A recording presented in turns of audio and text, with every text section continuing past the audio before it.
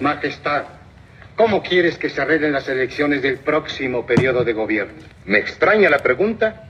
Las elecciones serán como se han hecho siempre, respetando el voto del pueblo para que gane el que yo quiera. Bienvenidos a Política de la Buena, un espacio de análisis y reflexión con José Enrique e invitados. Desmenucemos eso que llaman política. ¿Por qué política? ¿Para qué? Bien, buenas noches, bienvenidos. Mi nombre es Víctor Manuel Martínez. Esto es La Mentada Radio, es el quinto programa de este se me fue la onda. De este programa se llama Política de la Buena. En este por supuesto que me los saludos correspondientes a Radio Valle. Bienvenido, Enrique. Pues muchas gracias, Víctor. Hoy cumplimos nuestro quinto programa y pues yo creo que va a ser un programa muy interesante por el invitado y por los temas que vamos a poder estar hoy ahí desmenuzando. Y yo creo que también va a ser un programa que va a ayudar a mucha gente a identificar estas falsas informaciones que se vienen generando y también a tomar en cuenta cuáles son los resultados y los objetivos de este gobierno que se han cumplido a 5 años de haber iniciado. El día de hoy nos acompaña Víctor Páez, otro Víctor para variar. En el nombre lleva la fama. Bienvenido, tocayo. Y un gusto, gracias. Pues Víctor, además de ser amigo de todos nosotros, pues también... De todos los niños. como Chabelo. Sí. También Víctor pues ha formado parte de esta historia de los movimientos sociales que han acompañado a Andrés Manuel López Obrador y que pues hoy lo tienen dirigiendo los destinos del país y pues se cumplen 5 años de gobierno, Víctor. Bienvenido, muchas gracias. Muchas gracias, Enrique, tocayo, muchas gracias por la invitación. Es un gusto estar en este espacio, atendiendo pues el llamado de ustedes y tratando de que lo que uno hoy exprese pues pueda servir a la reflexión de todas y de todos y poder entender mejor este proceso transformador del país. Así es un poco complicado entender qué significa tomar el reto de transformar al país después de tantos años de permanecer pues en un yugo de gobiernos neoliberales, como se tiene identificado actualmente, a todos los gobiernos que venían emanadas de esta teoría de favorecer a determinados grupos oligárquicos, a determinados grupos empresariales, a determinados grupos políticos también, y pues que se generó esa hermandad de PRI y PAN, que después ya no supimos identificar quiénes eran los primeros, quiénes eran los segundos, quiénes nos robaron lo primero y quiénes se terminaron de robar al país, ¿no? Entonces este movimiento transformador, pues hay que también saberlo identificar a partir de qué fechas viene ya avanzando y cuáles son sus virtudes y cuáles fueron sus orígenes para poder llegar al gobierno que actualmente cumple 5 años. Pues yo creo que Víctor, tú mejor que nadie nos puede platicar qué orígenes tiene Andrés Manuel López Obrador y quiénes lo vienen acompañando desde hace muchos años y que ahora pues prácticamente son o somos gobierno porque nos sentimos de alguna manera representados por la gran mayoría de líderes que están ocupando posiciones en el gobierno. Sí, mira, el obradorismo surge a partir del cardenismo. Uh-huh.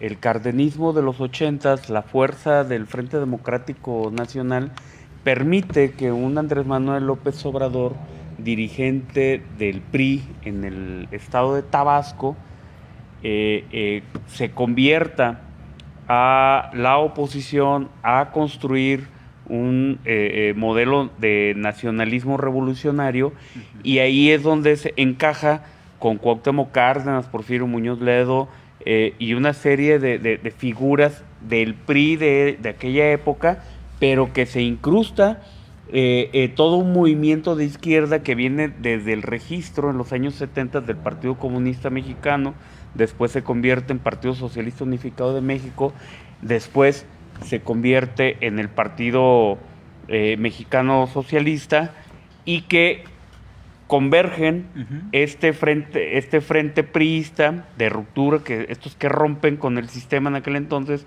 con la izquierda mexicana y construyen el Frente Democrático Nacional, que a la postre, después de las elecciones de 1988, surge el Partido de la Revolución Democrática. Ahí surge la figura de Andrés Manuel López Obrador, figura que se da gracias a que Andrés Manuel es candidato en 1989 a gobernador del estado de Tabasco, y ahí sufre un fraude, le generan un fraude como lo hicieron en 1988, en 1989 lo hacen en el estado de Tabasco, y Andrés Manuel convoca a un éxodo por la democracia. Y ahí surge el liderazgo de Andrés Manuel a nivel nacional. Ahí es cuando lo conocemos, personajes o personas que vivimos en otros estados de la República, lejanos, tan lejanos a Villahermosa, Tabasco, ¿no? Así es. Este suceso del fraude que le cometen y de la conformación del PRD con todos estos grupos y movimientos de la izquierda, ¿pudiéramos identificarlo como parte de la democracia moderna? ¿Fue el proceso democratizador del país a partir de lo que significaba que gobernara el PRI con identidad de un solo partido y todo? Yo creo que en aquel entonces era cuando se empezaban a transar la derecha con el centro derecha priista, ¿no? En este periodo de 1982 hacia acá es cuando surge lo que le llamamos los gobiernos neoliberales, los gobiernos que pretenden que todo lo que el Estado administra pasen a particulares, y con esto desfondar de alguna manera todo el sistema económico de ingresos que el gobierno federal tenía en aquel entonces. Pemex, Teléfonos de México, la televisora Imevisión en aquel entonces, hoy TV Azteca, todo el sistema ferroviario del país, de alrededor de 2,000 empresas estatales que el Estado tenía, que el Estado administraba. De esas, en el periodo de Miguel de la Madrid, pues empieza precisamente este tema de la venta de todas estas empresas del Estado. Lo más fuerte, desde luego, se da en el periodo de Carlos Salinas de Gortari, ¿no? Donde se pierde la televisora, donde se pierde bancos, Teléfonos de México, que hoy, a la postre, imagínense nada más, a la postre, qué cosas, qué circunstancias. Gracias a esa venta, hoy presumimos que el hombre más rico, o alguna vez el hombre más rico del planeta, pues es el dueño de Telmex. Así es. ¿No? Sí, entonces podemos tener claro que la lucha de Andrés Manuel en sus inicios también parte de este movimiento opositor al desfogue o al desfondo que se le estaba haciendo a las empresas estatales con esta serie de políticas neoliberales que entendían que el libre mercado vendría a solucionar gran parte de los problemas sociales, y que poner las empresas y los recursos públicos de los mexicanos en manos de empresarios pues iba a favorecer el desarrollo y iba a favorecer la generación de riqueza y todas estas teorías que Hay dos temas, perdón, Enrique, que te interrumpa. Hay dos temas que en aquel entonces identifican el tema de Andrés Manuel, que era la defensa del petróleo, la defensa de Pemex, de que Pemex no se vendiera. De la soberanía popular, pero era parte. La fundamental fue el tema de no a la venta de Pemex, de que Pemex se mantuviera como una empresa del Estado y como la empresa que fortalecía las finanzas del Estado. Y la otra era la lucha irrestricta de la valoración de la identidad indígena en los pueblos de Tabasco, en el sureste, principalmente en Tabasco y en Chiapas, ¿no? Que era donde él más o menos estaba involucrado. Esos eran los dos principales temas de Andrés Manuel en los primeros años de la década de los 80, ¿no? De ahí inicia después todo un proceso que lo lleva a los temas económicos fuertes que se dieron en la época ya de Ernesto Zedillo, y Andrés Manuel, ya siendo presidente nacional del PRD, pues se da la defensa del rescate a los ahorradores para Del efectos FOBAPROA. de que no se estableciera el FOBAPROA, que hoy es una deuda que hoy, eso se aprobó en 1997 y que hoy, todavía en el 2023, todavía estamos pagando todas y todos los mexicanos. Sí, arrastrando esa deuda, que finalmente fue también una de las banderas que él, siendo presidente del partido del PRD a nivel nacional, enfrentó de cara a que prácticamente el Estado absorbía las deudas de los banqueros y absorbía las deudas de muy malas decisiones que se tomaron con respecto a las carteras vencidas de En algunas realidad, instituciones. ¿sabes qué?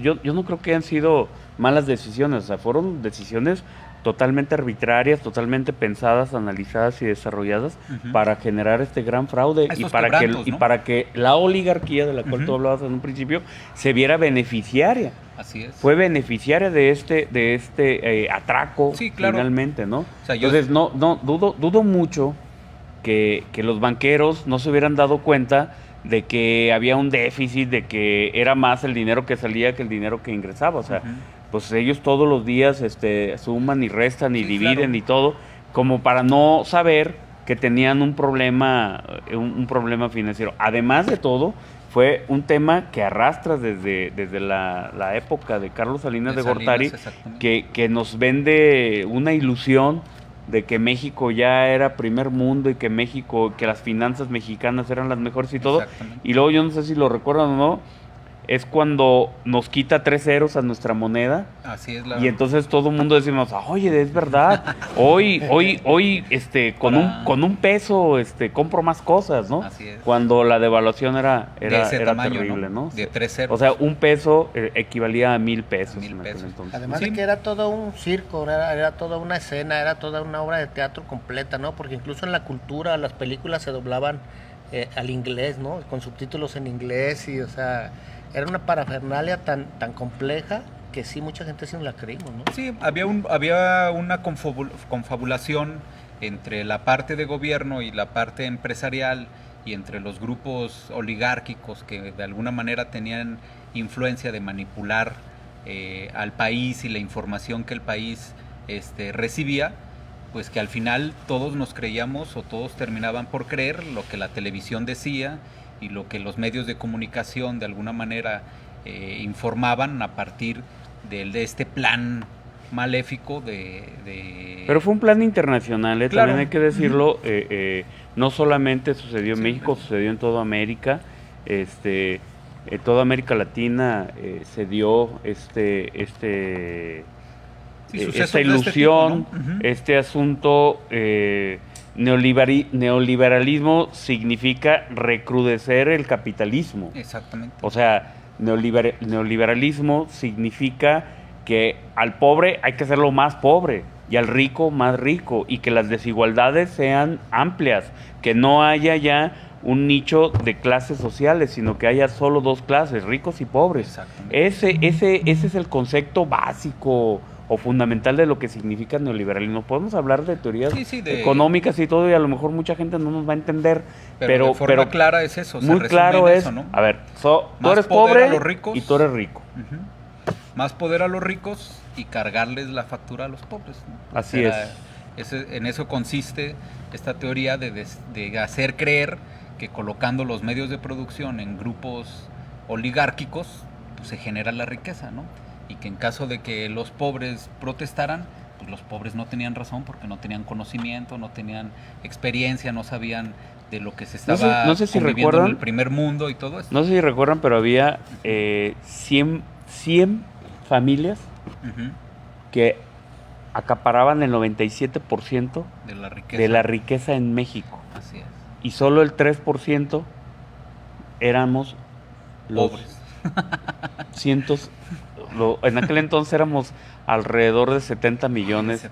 70, y 100 familias dirigían. Y 100 familias eran las que dirigían. Entonces, y esas mismas 100 familias son las que hoy están con todo en el tema de el actual gobierno, ¿no? Así es que podríamos mencionar algunos apellidos que nos van a ser familiares desde esos tiempos hasta los tiempos actuales, ¿no? Así es. Que es la derecha que Andrés Manuel identifica de manera muy clara y que es esta derecha que reacciona cada que los intereses de estos grupos pues, se ven afectados o simplemente el hecho de ya no tener el poder público, de ya no ejercer el poder público, pues los pone de uñas, de decir, este tipejo nos va a afectar y nos va a llevar a la ruina como país, a estas 100 familias que hemos dirigido, ¿no? Pero bueno, eso es en esta primera etapa el origen de Andrés Manuel, del origen de la lucha. Para muchos que no lo conocen o no tenían identificado este origen, pues muchos de los temas de Andrés Manuel vienen desde la época de los 80. O sea, él viene enfrentando con un gran número de apoyo de movimientos sociales y de gente en los distintos estados de la República estas situaciones. Ahora bien, pasemos al Andrés Manuel gobierno.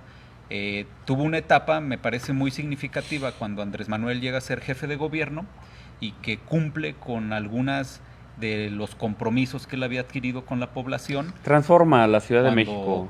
Cuando empieza a gobernar la Ciudad de México, que es en su naturaleza la ciudad más compleja para gobernar en este país, ¿no? O sea, no podemos dimensionar la Ciudad de México con ningún otro estado por la cantidad de habitantes y por la extensión también de su territorio y lo que converge ahí, ¿no? Y por todos los habitantes que fluctúan. O sea, Así es. La Ciudad de México es una ciudad que tiene alrededor de 12 millones de habitantes, pero al día transitan sobre la Ciudad de México alrededor de 22 millones, o sea, 10 millones de habitantes más.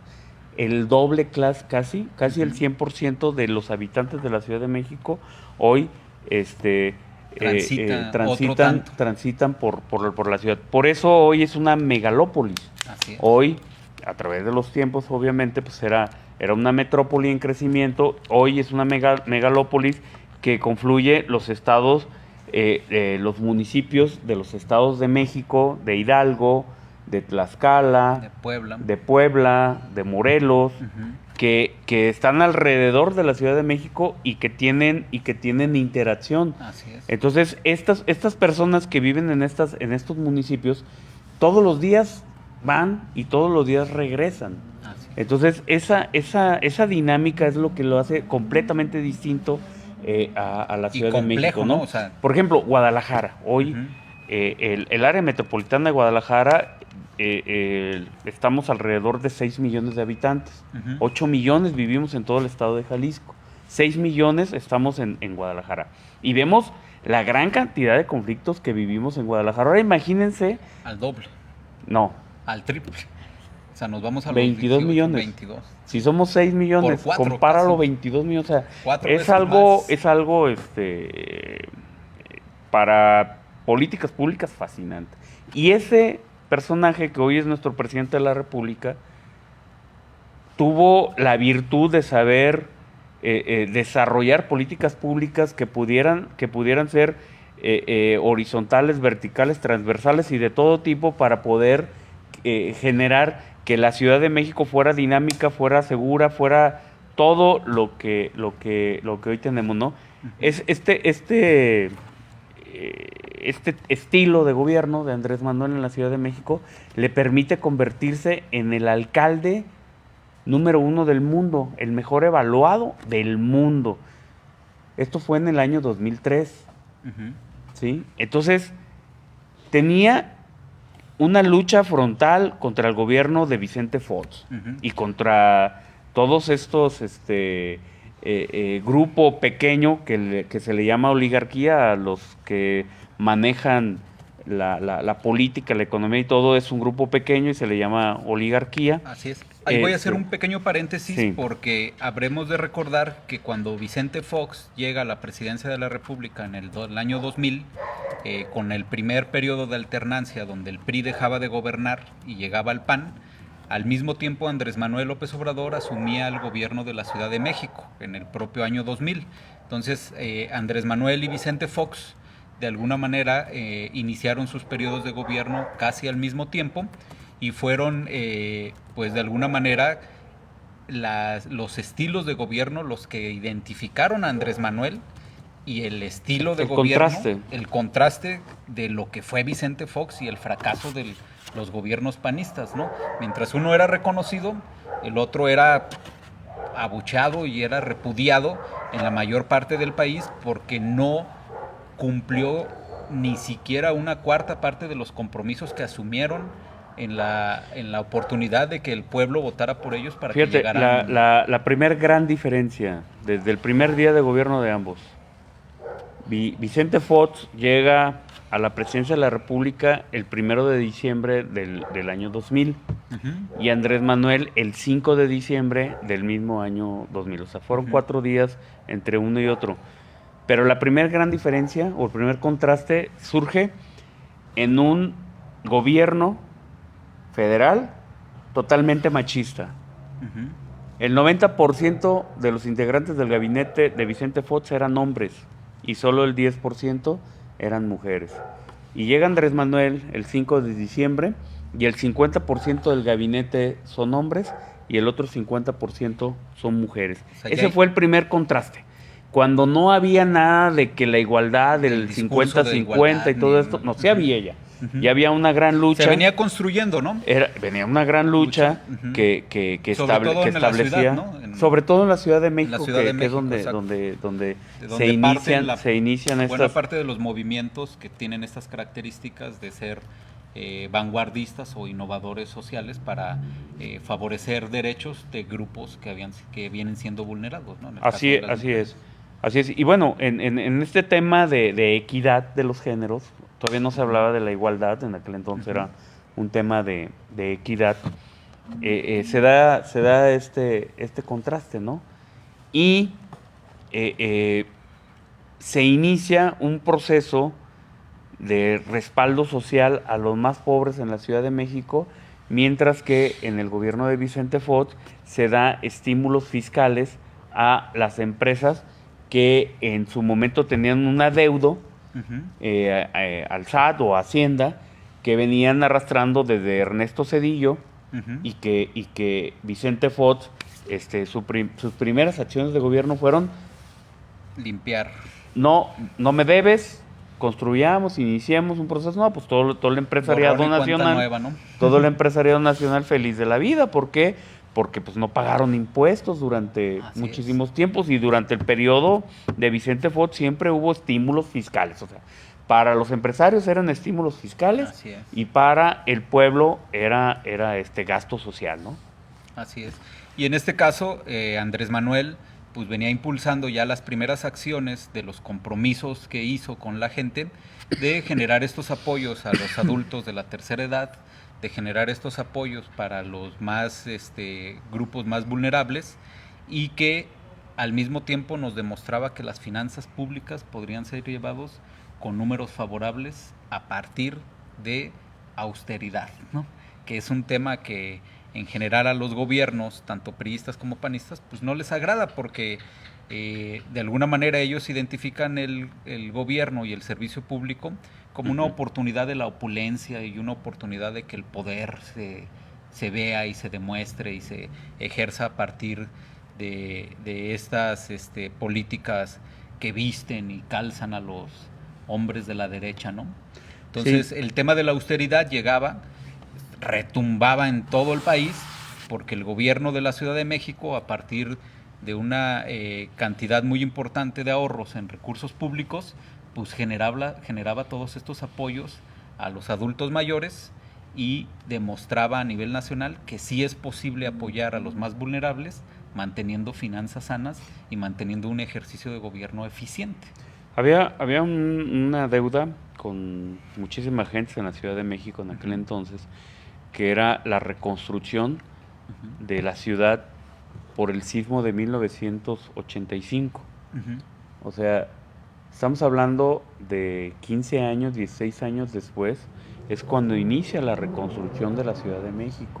Y fue a partir de el gobierno de Andrés Manuel. Por eso la gente, de alguna u otra manera, le reconoce en la Ciudad de México a Andrés Manuel esa sensibilidad de respaldo a los que verdaderamente lo perdieron todo y Ujú. que hasta 15, 16 años después es cuando vieron cristalizado su sueño de volver a tener una vivienda propia, ¿no? La Ciudad de México tenía un rezago en materia de infraestructura vial y de comunicaciones y de todo lo que había un rezago terrible, ¿no? Y a partir del gobierno de Andrés Manuel López Obrador se inicia un proceso de reconstrucción de vialidades, de calles, un nuevo sistema integral de movilidad que le permite a la Ciudad de México volver a tener ese dinamismo, el dinamismo que hoy le conocemos, ¿no? Sí. Tener esa funcionalidad de ciudad, ¿no? A partir a pesar más bien de su crecimiento exponencial que se venía generando, se le inyectó esta posibilidad todavía de ser funcional y de cumplir con algunos estándares de eficiencia en los servicios públicos, ¿no? No, y además hubo estabilidad en todos los ámbitos, ¿no? En el ámbito económico, o sea, increíblemente, siendo un gobierno de izquierda, la clase empresarial invertía mucho más en la Ciudad de México. Claro. Fue donde más invirtió. De hecho, los niveles de inversión pública extranjera, los niveles de inversión extranjera, los más grandes en la historia se dieron en la Ciudad de México, porque la Ciudad de México se modernizó, o sea, Claro. la Ciudad de México se conectó con todos lados, o sea, la Ciudad de México generó sus propias rutas internas y de salida a Puebla, a Hidalgo, a Tlaxcala, al Estado de México, o sea, a todos lados había manera de llegar vía férrea y vía por carretera, ¿no? Y además te podías transportar, o sea, la Ciudad de México era el centro de todas las comunicaciones que había. Entonces, para el gran empresariado internacional, esta dinámica le permitió, pues, que poder invertir en la Ciudad de México, y la Ciudad de México se convirtió en el foco de inversión más importante de toda la inversión extranjera que se establecía en el país, ¿no?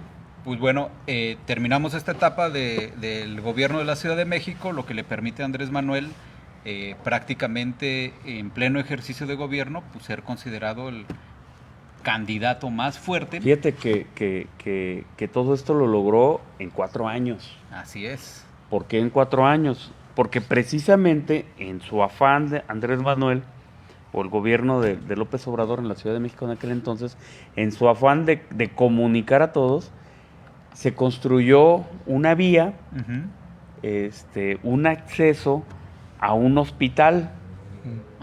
Y entonces ese acceso, esa calle que se construye para el hospital, para que el hospital pudiera, o sea, para que la gente pudiera acudir a ese hospital y todo, pues entonces lo toma el gobierno de Vicente Fox, la Cámara de Diputados, que en su mayoría eran priistas,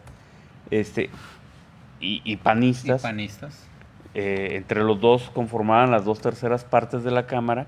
Entonces ellos realizan todo un proceso legal en contra de la construcción de esa calle, y entonces un juez determina que Andrés Manuel tiene que ser juzgado por haber realizado una obra pública en contra de un particular, ¿no? Exacto. Porque expropiaron un pedazo de un terreno para poder hacer... Parte de la calle tocó el interés privado de un terreno, propiedad privada, y esa afectación fue considerada como un desacato, ¿no? El famoso... No, eso fue o sea, peor que ser narcotraficante, porque... Exactamente, sí fue el juicio del siglo, ¿no? Porque sí, o sea...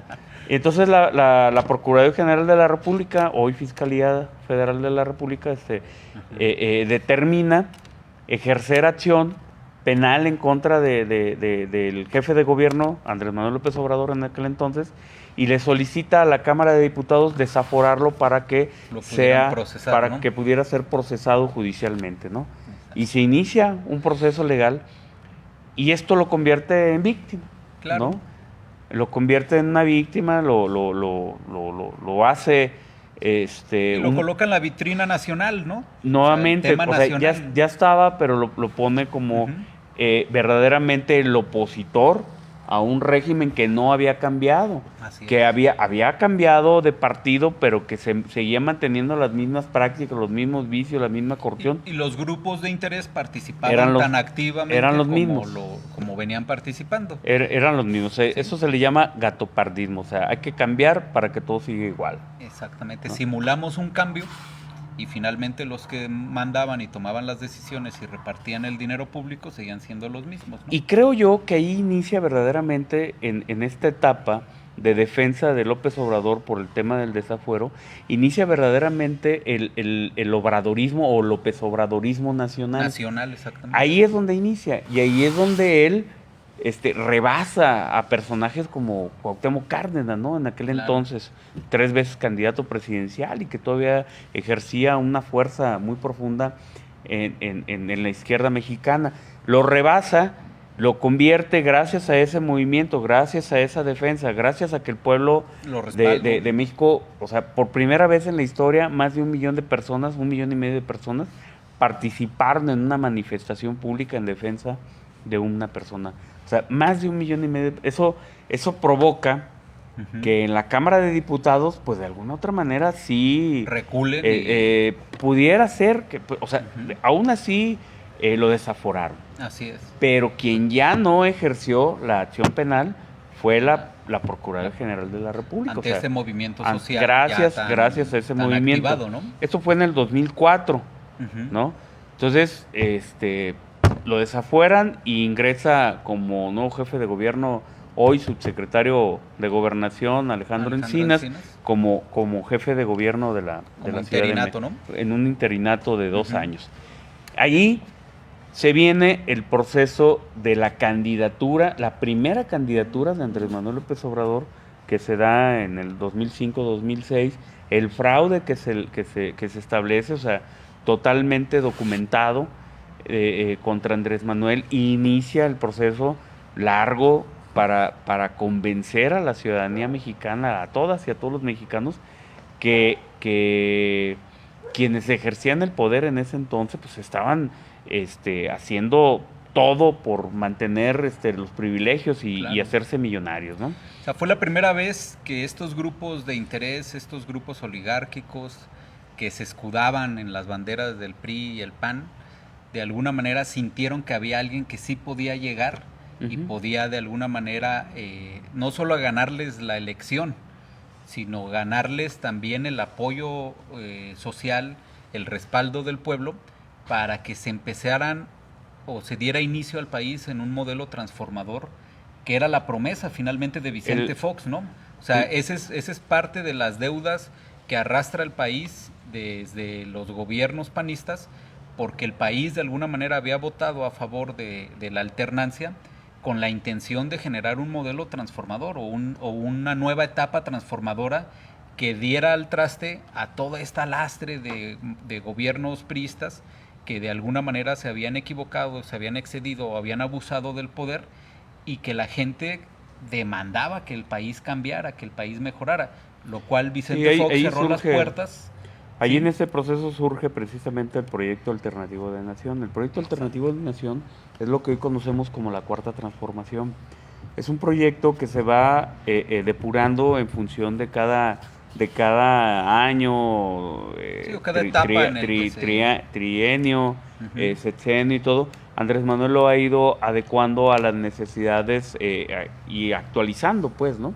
Entonces inicia el Proyecto Alternativo de Nación, que se convierte en la plataforma electoral, y algo que Andrés Manuel manejó en aquel entonces muy bien era que por el bien de todos primero los pobres, y así se llamaba la coalición, por el bien de todos primero los pobres, que ¿no? Sucumbió en todo el país y que de alguna manera le abrió también los ojos a mucha gente de que sí podía haber este apoyo, que un país distinto era posible, ¿no? Claro. Que un país donde esta brecha que ya había construido el gobierno de Miguel de la Madrid, de Salinas de Gortari, De Ernesto de Zedillo. Ernesto Zedillo, y que estaba en la continuidad, aún con la alternancia Exactamente, con Vicente Fox. O sea, veían cristalizado la esperanza de que el país podía cambiar y que el país podía volver a recuperar su grandeza y que la distribución de la riqueza podría volver a ser más equitativa, ¿no? Ujú. Y bueno... Y de que pudiera tener también final todos estos excesos y todas estas situaciones que fueron tan criticadas en la dictadura del priismo por estos grupos que ejercían el poder público a partir de sus intereses, ¿no? En todo el territorio nacional todos conocíamos de excesos, de cacicazgos, de grupos que de alguna manera mantenían la gobernatura, como lo fue el grupo del Estado de México por cerca de 90 años, en donde decías, ¿cómo es posible que la democracia que pregonamos con instituciones rembombantes como el INE y el TRIFE y todo lo electoral no llegaran a ser realidad para hacerle beneficio a la gente o para lograr los beneficios que la gente tanto reclamaba, ¿no? O sea, ¿cómo es posible que en el Estado de México duramos más de 90 años para que se diera una alternancia? ¿Cómo es posible que en algunos estados todavía la alternancia no es posible, como es en el estado de Coahuila, ¿no?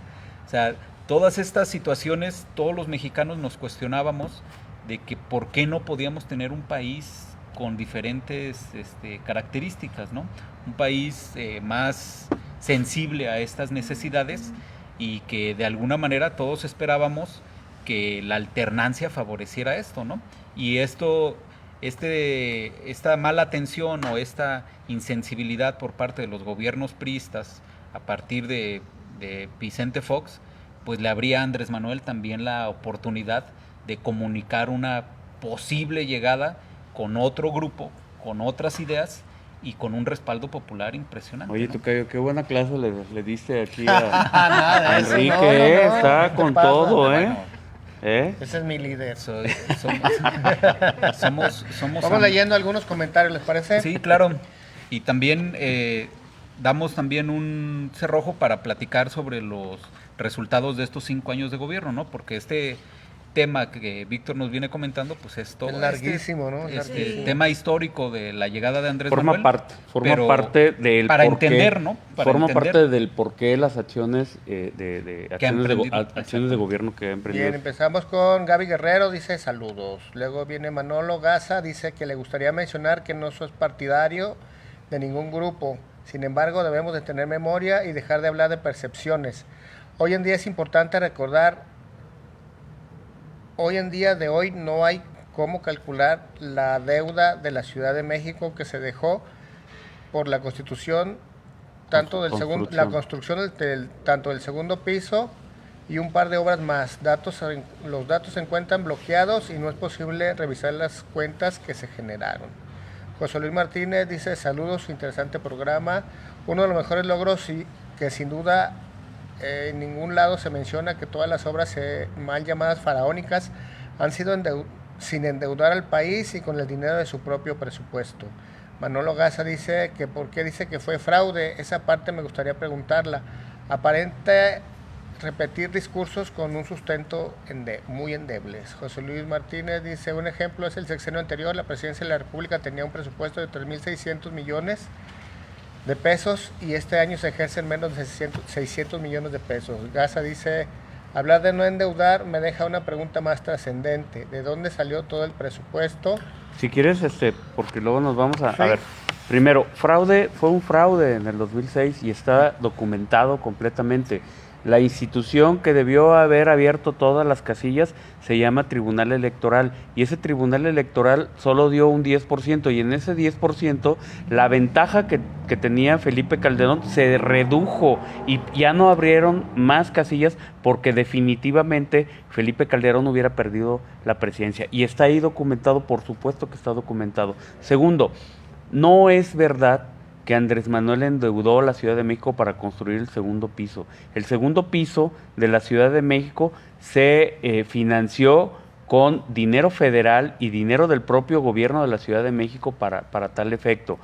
Lo que no se abrió en su momento fue el costo total de la obra, pero en este momento, o sea, eso fue a los 5 años después fue abierto y usted lo puede ver en cualquiera, si se mete a la Contraloría de la Ciudad de México, usted puede ver ahí cuál fue el costo real de esta gran obra. Una obra que fue grandemente criticada y que hoy todos los gobiernos, todos, en toda la República, llámese PRI, PAN, MC, como usted quiera, están haciendo segundos pisos en sus lugares. ¿Por qué? Porque tenemos que generar condiciones de mejor tránsito. No nos gusta el tema del vehículo, no, pero la realidad es que hay vehículos. ¿Sabe usted que en la ciudad de Guadalajara, de 900,000 vehículos que había hace 12 años, hoy contamos con más de 4 millones de vehículos? La ciudad de Guadalajara. Entonces, no es un tema que se le haya ocurrido, ¿no? ¿Y por qué decimos que no se está endeudando el país? Pues porque ha habido finanzas sanas. ¿Y por qué? Pues porque recuperamos Pemex. Y Pemex, gracias a Pemex, se construyó, gracias al dinero que Pemex le da al Estado, se construyó el aeropuerto Felipe Ángeles, se construyó la refinería Dos Bocas y se está por concluir la ruta Maya, el tren Maya en el sur del país. Y todo gracias a los recursos económicos que se ha rescatado de una empresa paraestatal que se llama Petróleos Mexicanos. Así es. Y también ya entrando en materia de los resultados que se pueden ofrecer por este gobierno a 5 años de haber iniciado, pues también el tema de no ejercer recursos federales para cuestiones que anteriormente les gustaban, ¿no? Tener una recaudación también en materia fiscal mucho más eficiente y fuera de los beneficios que los empresarios disfrutaban de no pagar impuestos, de irte a algunos juicios larguísimos en los cuales las empresas se amparaban para no tener que rendir cuentas ante el sistema tributario mexicano. Y pues nos dábamos cuenta que empresas transnacionales como Walmart no le pagaban impuestos al país, y a partir de este gobierno pues son de los resultados que ahorita se pueden identificar y que le han generado una cantidad de recursos al gobierno federal para poder atender las necesidades de los servicios públicos y también para poder atender los programas sociales que Andrés Manuel de alguna manera tiene el compromiso de sostener durante los 6 años. Esto es muy importante destacarlo, Víctor, porque el compromiso del apoyo a los adultos mayores se brindó desde el primer año.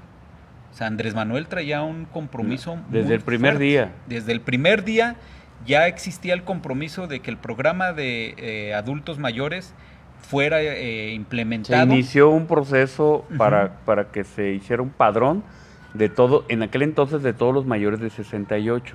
Posteriormente se bajó a 65 años. Se inició con no sé, 900 pesos, algo así, y poco a poco fue aumentando. Hoy reciben alrededor de 2,400 pesos mensuales, que se los dan en 2 bimestres, por eso son 4,800 pesos bimestrales a todos los mayores de 65 años que están en los padrones. Pero no solamente eso, también se le da a todos los estudiantes de todos los niveles, principalmente actualmente está mucho mejor el sistema o el apoyo a estudiantes de bachillerato y estudiantes de licenciaturas. Se le da un apoyo directo a los niños que tienen que ir a preescolar. Esto es, antes se le pagaba a una guardería privada. Hoy no, hoy se le da el dinero directamente a la madre o al padre o al tutor de ese menor para que él decida si ese niño se queda en casa al cuidado de algún familiar o de alguna persona de confianza, o lo lleva a alguna institución pública o privada, que le llamamos guardería, ¿no? Público-privada. No solamente es eso, o sea, los apoyos son directos ahora al campesino. Antes eran a través de intermediarios. Por eso antes las bolsas económicas se la quedaban las confederaciones de campesinos. Las organizaciones. Hoy no. Hoy un campesino va directamente a cualquier oficina de la Secretaría de Agricultura, se inscribe al programa y De manera directa le dan el dinero de manera directa. Hoy el gobierno de la República le compra directamente al productor, antes era a través de intermediarios. Hoy, por ejemplo, el lechero le vende directamente al gobierno federal. Antes le vendía a alguna de las empresas que conocemos. Y puedo decir marcas, no hay bronca. Lala, Sello Rojo, Pureza, 19 Hermanos. O sea, antes era eso. Así hoy es. es directo. Y ¿saben qué? Hoy la leche que vende Liconza tiene mucho más nutrientes que la leche comercial. Y cuesta 6 pesos, 5.50. Así es. 5.50 cuesta. O sea, la verdad es que sí ha habido cambios muy, muy, muy importantes. Se ha establecido una dinámica social que le permita al gobierno de la República poder enfocarse a algo que nos estaba desuniendo, que nos estaba desmantelando como sociedad y que hoy nos empieza a unificar. Y con esto paso al tema mucho más importante, que creo que es la deuda más importante que tiene este gobierno y que le tendrá que dar continuidad. La deuda más importante de este gobierno pues es el tema de la seguridad pública, pero es un asunto heredado. O sea, no es un asunto que lo construyó este gobierno en los 5 años que lleva de administración. Esta parte de la seguridad es algo que viene arrastrando inicialmente desde los gobiernos priistas, que poco a poco fue creciendo hasta el punto de su máxima cúspide, que fue en el periodo de Felipe Calderón. Eso que sucedió en ese periodo de Felipe Calderón fue tan grave que hasta hoy sigue circulando en toda la República miles y miles de armas de fuego que no se han podido retirar de las manos del crimen organizado. Pero además llegan armas mucho más sofisticadas. Este tema que luego ha sido muy criticado con el asunto de abrazos no balazos, no consiste en, te doy un abrazo en lugar de darte un balazo. O sea, no, consiste en generar condiciones para que la estructura social sea ecuánime, sea equitativa y que permita que la convivencia social sea más agradable. Y por ello y con ello, nuestros jóvenes, nuestros adolescentes no caigan en el tema de la delincuencia organizada, porque es muy padre que tengo 15, 16 años y me empiezan a dar 5, 6 mil pesos, y pues yo que en mi vida había hecho nada y que mis papás no me pueden dar esas cantidades, pues me introduzca en esas dinámicas. Pero hoy, por eso precisamente las becas que da el gobierno federal tienen un objetivo. Tienen un objetivo público. O sea, claro. Por ejemplo, los que le llaman o les llamaban los ninis, los que ni estudian ni trabajan, hoy son acreedores a un apoyo económico que les permite convertirse en personas activamente, que sean económicamente activos, y con ello ellos tener una visión completamente diferente de lo que se tiene que hacer. O sea, ¿qué está haciendo estos programas? Construyendo sociedad, una sociedad más justa, más equitativa y que permita que la convivencia sea mucho más fraterna. Ese es el proyecto que se está realizando para combatir de alguna u otra manera la delincuencia. Que no hemos podido combatirla al 100, eso es verdad, y creo que esa es la deuda. Y también en el caso del tema de seguridad pública, el gobierno y el propio presidente lo ha dejado muy claro. Él no venía a confrontar a la delincuencia con la misma estrategia que lo hizo Felipe Calderón. Y una estrategia fallida, sí, ¿no? Que demostró ser una estrategia fallida y además una estrategia con una tremenda carga de impunidad y de corrupción que llevó a García Luna a un juicio donde se identificó toda la podredumbre que como institución tenían desde la Presidencia de la República y hasta sus ramificaciones en las fiscalías, en las procuradurías y las policías tanto estatales como municipales. Pero el presidente lo ha dejado muy claro que el tema de seguridad pública él no lo iba a atender a través de la confrontación de las armas o el uso de la fuerza. Si bien creó una institución como es la Guardia Nacional como parte de la atención al tema de seguridad pública, pero yo creo que la Guardia Nacional y el propio Ejército tienen muy en claro que la directriz de atención a la ciudadanía va en función a favorecer estos acuerdos sociales o estos beneficios en las comunidades y no a llegar y confrontar con las armas a los grupos o a la ciudadanía que se encuentra en situaciones vulnerables, ¿no? El tema de derechos humanos yo creo que es imperante en todo el país.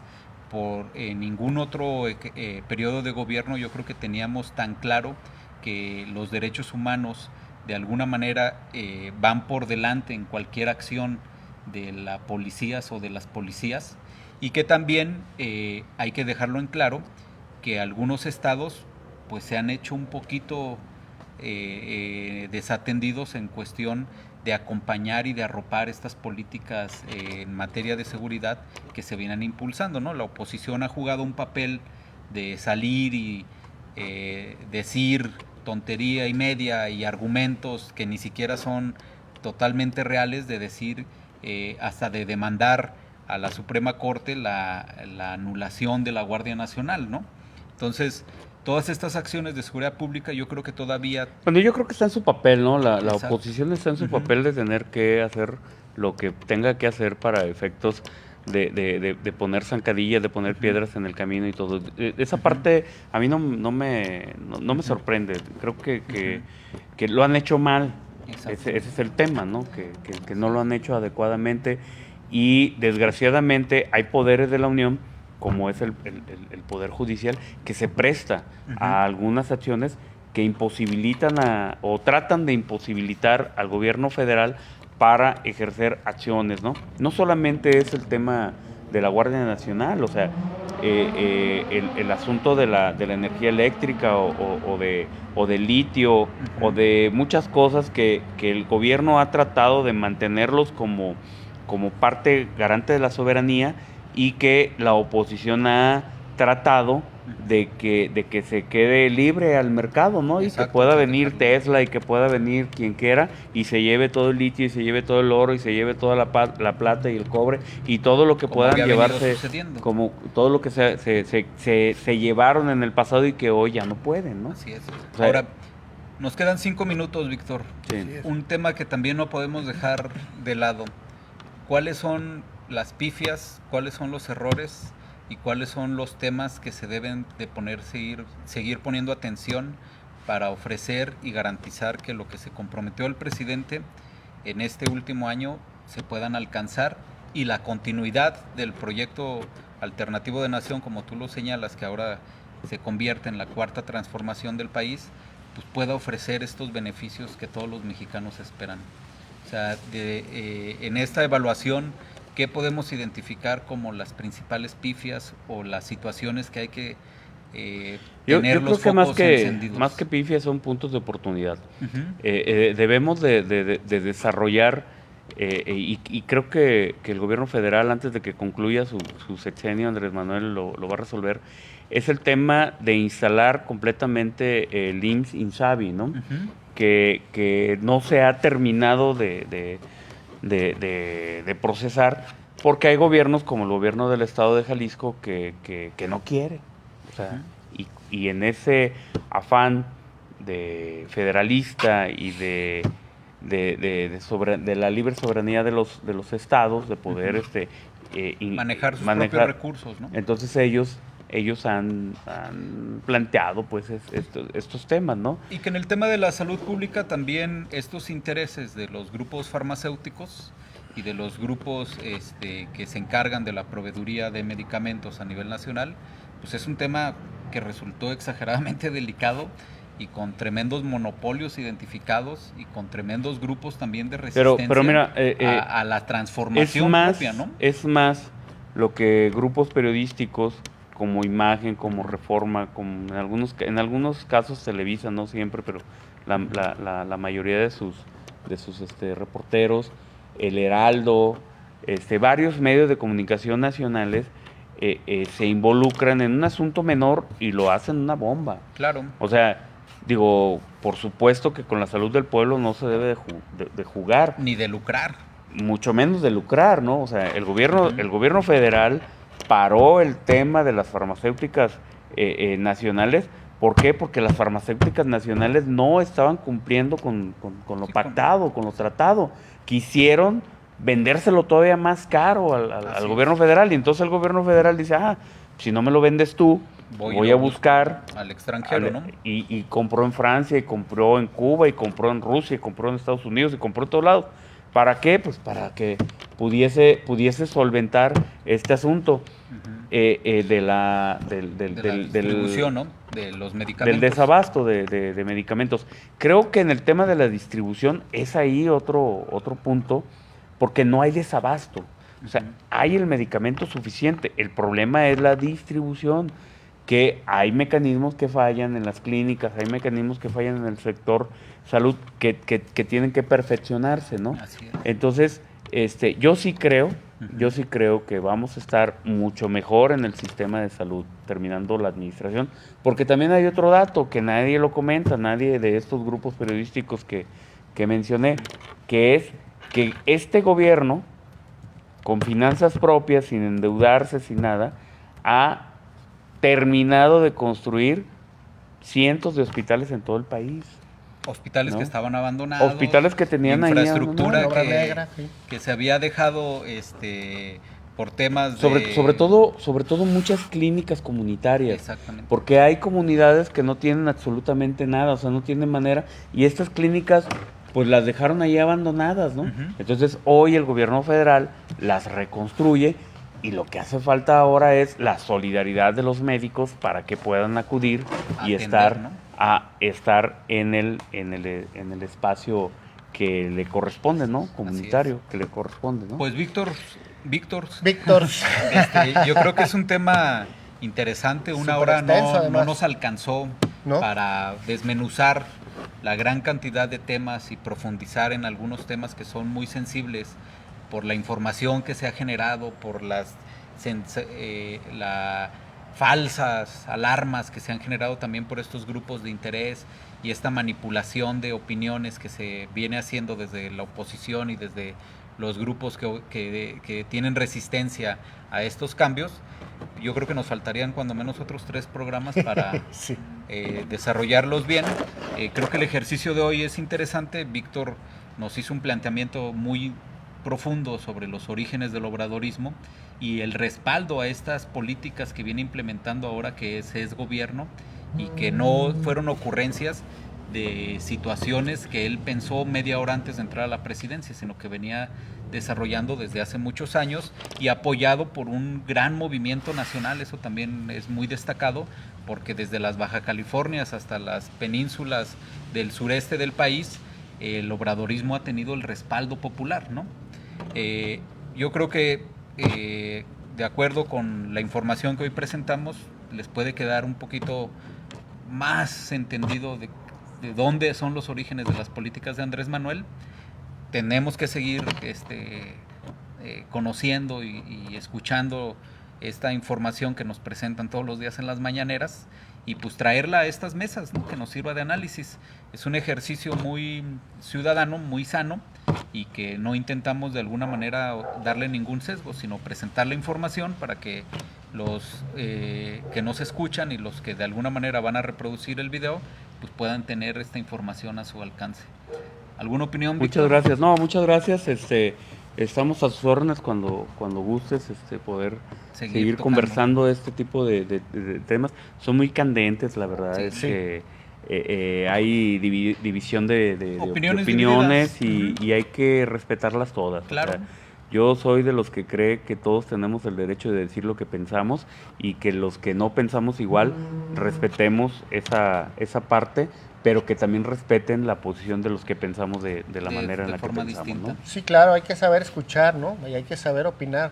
Pues muchas gracias a quienes estuvieron con nosotros, a todos los que estuvieron opinando. Pues seguimos aquí, la semana que entra vamos a seguir con algún tema. Muchísimas gracias, Víctor. Creo que en el nombre llevas la fama, ahora sí, como lo digo. Definitivamente estoy convencido de que tuvimos un buen invitado, y nos vamos a cerrar el programa. Muchas gracias.